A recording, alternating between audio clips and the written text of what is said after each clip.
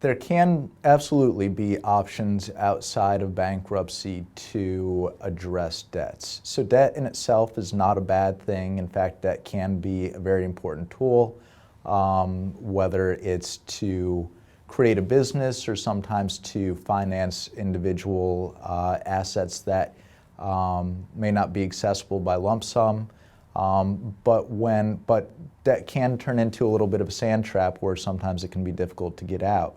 So the important options outside of bankruptcy really look at working with the individual creditor or creditors to see whether there's any sort of arrangement that can work for both parties. So typically that would look like some sort of an installment plan that ideally would work for the consumer's budget.